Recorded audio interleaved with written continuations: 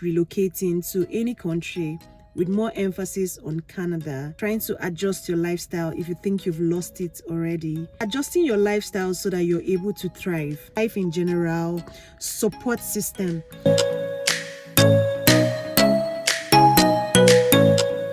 Hi guys, welcome to today's vlog.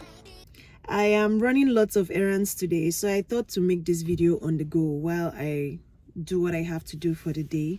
But then today's video is going to be about setting realistic expectations about relocating to any country, with more emphasis on Canada, as well as if you're already here, trying to adjust your lifestyle if you think you've lost it already. Adjusting your lifestyle so that you're able to thrive in this country is what I should say.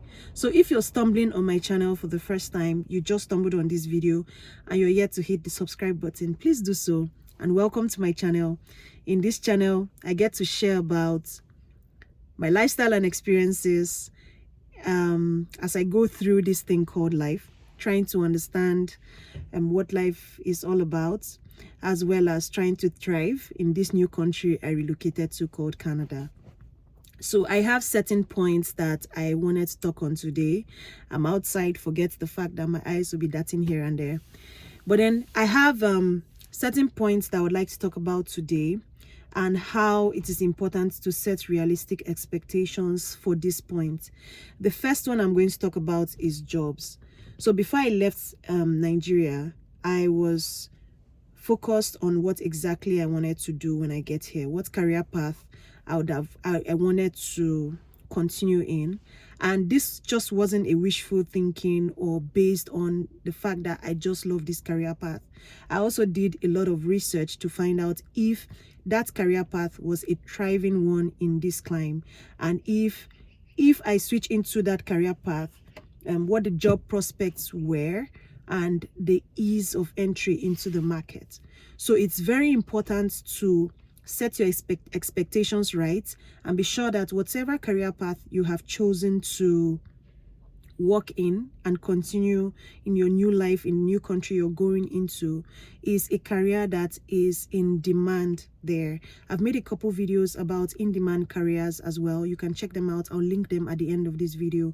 So it's important to make sure that you're in alignment with what is obtainable in the country per time, so that you're not just wallowing in trying to apply for anything and everything you see.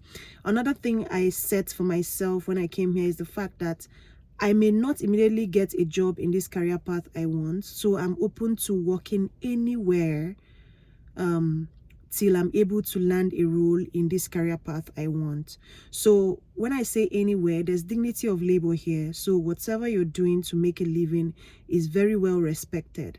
So whatever you need to do to gain the Canadian experience, because they're really big on that here, you need the Canadian experience, you have to do it so that it will be your pathway, that bridge you need towards landing that career in the exact field you wanted in the first place. So yeah, brace up for the fact that it's possible that you won't land that awesome job in the career path you want right off the bat.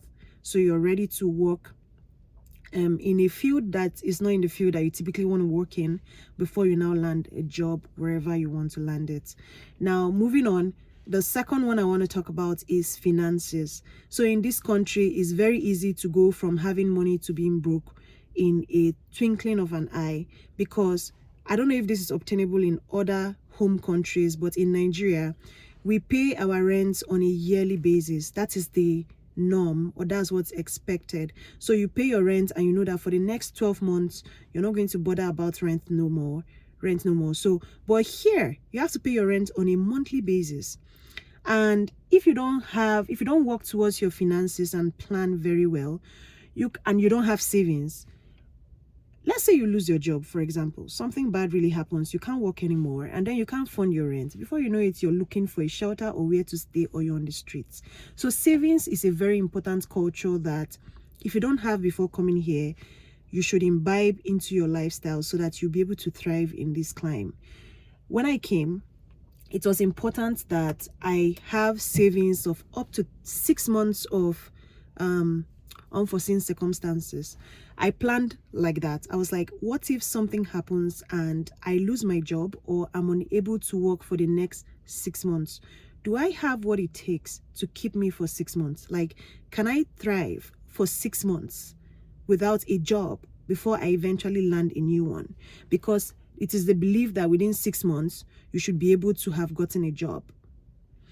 Although there's employment insurance that is able to augment your lifestyle for you, but you don't want to be at the mercy of that. And what if the money you're being paid is too small to fund the lifestyle you already set for yourself?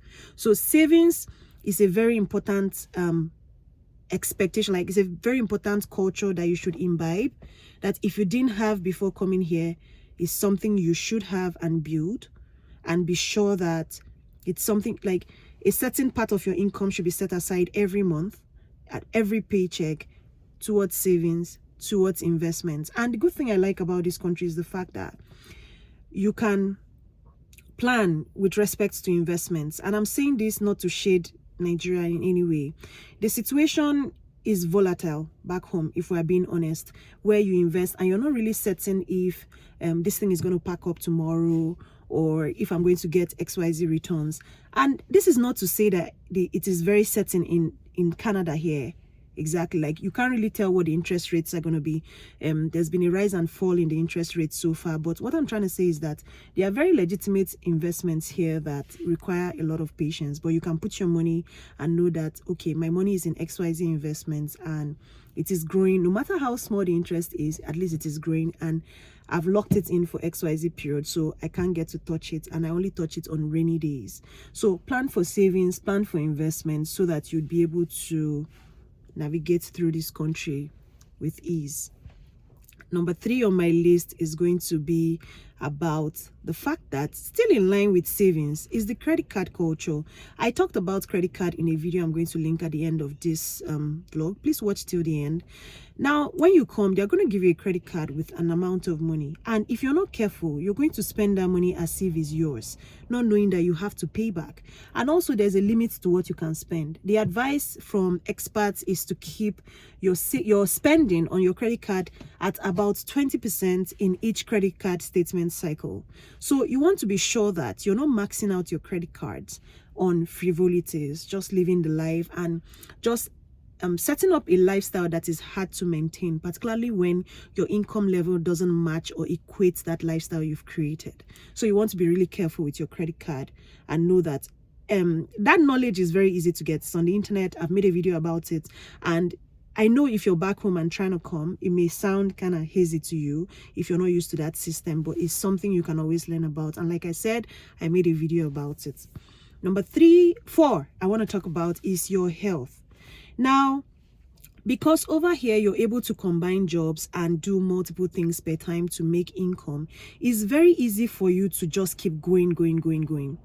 But you need to have a plan on when to stop, when to sleep, when to have fun with your friends. Because I hear the slogan, most people say sleep is for the weak. My dear, sleep is not for the weak. Oh, I know how almost useless I would be if I don't have a good night's sleep, and if I'm too stressed over a long period of time. And the bad thing with stress is it doesn't really tell on you till you've really spent yourself to a very large extent, and one day you just break down. So you don't want to be caught in the web where you're working round the clock, so many jobs per time, trying to make this money, and then you don't really have a life outside of job. You don't even have people you can rest with and discuss stuff with. You don't really want to create that lifestyle for yourself where it's hard to have a balance. So your health is very important, because it's when you're healthy you'll be actually able to make this money. You'll be able to work well to make this money. Is when you're healthy you'll be able to achieve all the other goals you have set up for yourself to achieve in a particular time. So it's very important to watch your health. Only work combination of jobs that you know that you can do conveniently and it's not going to affect you. I know that it may be difficult for you when you land here the first time. You're trying to make up for all of the amount of money you've spent on immigration process, but the advice here is setting a realistic expectations that won't harm your health. You know that, okay, if I come, I want to work a full-time job, but on the side I want to do something else that can be bringing me small income. But then, are you going to work the kind of job where you can regulate your time and say that I want to put in 2 to 3 hours into this, and then the income from this should be paying my rent while I saved the other one? It's important to plan all of these things so that you're not putting yourself in crisis or jeopardy. So the next thing I'm going to talk about now is about friendships. It's very important to have like-minded friends. Now, because of how well informed most people are about the immigration journey now, there are lots of groups you can join and get to connect with like-minded people who are already on their way here, and then you get to understand their thought process and try to find out if they are the kinds of people you can create friendships with. So you need like-minded people, or people who can pull you up from wherever you are. Talking about investment opportunities, business opportunities, life in general, support system. Support system is very important in this country, and I don't know how to emphasize it enough because of how easy it is to feel very isolated and lonely. Getting to know people is not the easiest person in our climb. It's not the easiest thing to do in Canada or in our climb here because of how into yourself you are in this country. Almost everybody is trying to be careful not to cross the line with the next person, so they are not easily talking to you outside in the bars or wherever you find yourself. So you want to make sure that the people you're trying to call friends are like-minded people, or people who you can trust, who you can call your tribe. And it takes time. These things don't just happen. Also, if you're somebody who claims to be close-minded and I find it very difficult making friends, that mindset has to change when you're coming here, because you have to have people in your corner every step of the way to help you. Because of how life is, you really cannot go through life by yourself. There are times where you really need somebody to lean on. So it's very important that when you're coming here, set an expectation to say, okay, the kind of friends I want to have are people who are, if you're a religious person or if you're godly friends, I want to have godly friends who won't derail me from the faith, or I want to have friends who are going to help when it comes to advising on investment options and good decisions that could help you make more money, or general life advice that could help you thrive in this thing called life, because honestly, you can't do it by yourself. The last point I wanted to talk on before now, well, it's still good I'm talking about it now, is about housing, the housing market and the renting situation currently. The housing market currently has gone bonkers, and when I came last year, it was actually very difficult to get a space. But then I think it's even getting more difficult because of the influx of people from all around the world, largely due to the fact that there's been lots of crises around the world. There's war, so Canada is absorbing a whole lot of people, so it has made the housing markets very intense. Now, the recent expectations, I made a most recent house hunting video as well. I'll try to link it at the end of this video, and it opened my eyes to the fact that what was obtainable last year is totally different from now. As at last year, they were asking me for 3 months upfront of rent, including my security deposit. But this year, I see that people are asking for up to 6 months of rent upfront. You pay 6 months and then including your security deposit, or they want to know your income level. If you're not making money up to a certain level, they don't want to give you a house. So this is an expectation you need to set for yourself from home, and that's where the proof of funds comes in, because that's the money you would use to pay for these things and settle the fact that you have a house. And because of how intense the market is, it is based on a first come first serve basis. So if you don't have the money, you're not going to get the house, and this is reality, present day reality in Canada. At least I'm here. I did a house hunting video for my friend, a house hunting situation for my friend. This was last month or a couple of months ago, 2 months ago, and I know that it is insane out there. So you want to make sure that you're coming with enough funds to be able to cover for as much as up to 6 months of rent. And going by what I saw, a 1-bedroom apartment right now is going for about, say, 1,000 for 1,003 you'd be very lucky. So 1,004, 1,005 and above for a 1-bedroom apartment. So multiply that by 6. You want to be sure that you're ready for that. But then there's this other option where you can have a live-in housemate, where you stay with the person, and then the money you're going to pay is less because the person already rents the house and you're just living in one of the rooms. That's a lesser option as opposed to taking a house by yourself. Anyway, I wanted to talk about all of these points today. There are many more points, of course. I can't exhaust them, and I don't want this video to be too long. So I just wanted to talk about setting realistic expectations about all of these points I mentioned. And if you have other ones, you can also drop them in the comment section. I hope you found this informative. These are things that you can apply to your life in general, and they'll come in handy. All right, thank you for watching the video till this point. Like I said, I'm going to link some very useful resources at the end, and I hope you found it informative. Please like, comment, and share. And until I come again, see you in the next one. See you in the next informative vlog. Also, if you have other things you want me to talk about, please also write in the comment section. I'll be happy to research on them and also make videos that could be helpful.